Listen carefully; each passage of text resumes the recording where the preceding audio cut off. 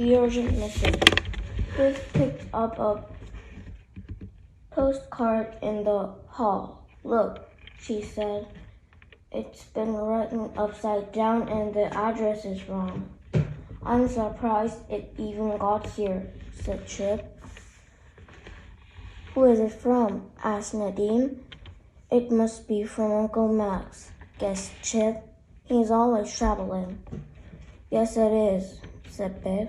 Look, he is in Australia now. He's a bit of an explorer, said Mom. Please, can I put it up in my bedroom with the others, Mom? Asked Biff. Of course, replied Mom. I collect all of his postcards, Biff explained to Nadim. Come and see. Nadim and Chip followed Biff upstairs to her bedroom. Biff stuck the postcard to her wall with sticky tape. She had only just finished when the key began to glow. Where is it going to take us now? Asked Nadim.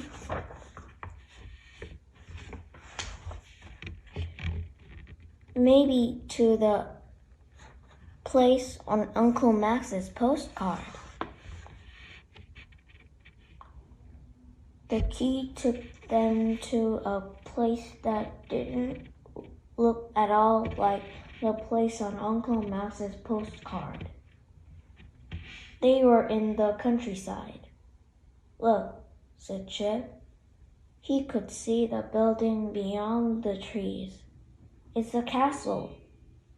A man with a horse was standing in the middle of the lane.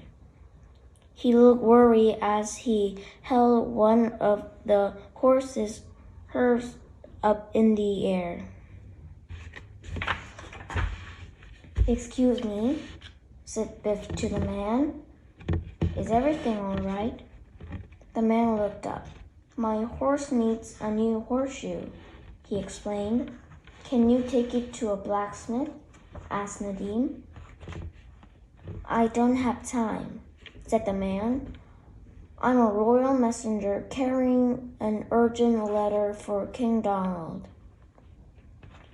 I had to take it to Queen Hilda at the castle. The castle isn't too far away, said Nadim.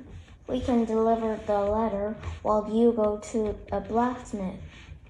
Really? Said the messenger. Thank you. He pulled a letter from his pocket and handed it to Nadim. The children set off towards the castle. Look, said Biff, the letter has a big wax seal on it. That is so the person getting the letter can see no one else has read it first, said Nadim. When they reached the castle, they told the guard that they had an urgent letter for Queen Hilda. The guard inspected the wax seal and then said, You'd better give this to the Queen yourselves. Follow me.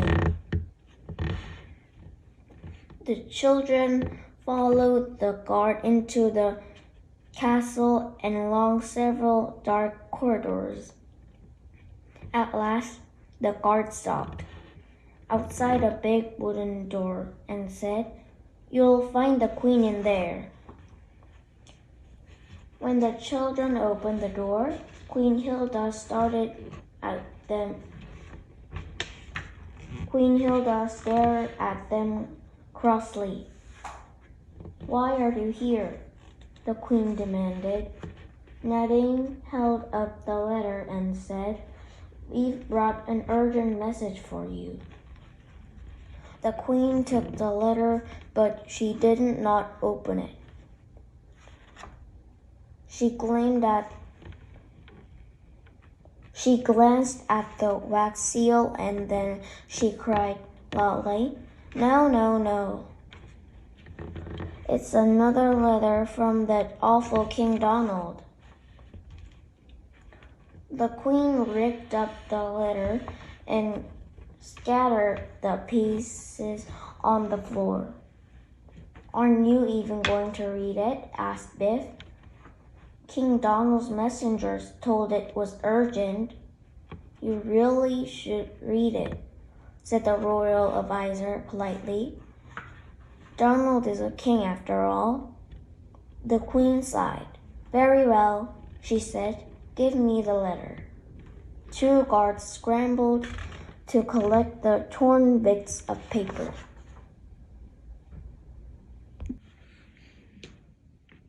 The queen held the torn pieces together and read. Her face grew redder and redder with anger. Dear Hilda, I am writing to let you know that you are very silly in my opinion. I hope you agree. From Donald. How dare he call me silly? Said the queen, shouted furiously. She turned to a servant who was sitting in the corner with a quill and paper. Write down this message at once, she said. The servant wrote down the queen's message. Dear Donald, well, in my opinion, you are the silliest king ever. From Hilda. Queen Hilda smiled. Perfect, she said. Now ring the bell to send for a carrier pigeon. I want the message to arrive as soon as possible.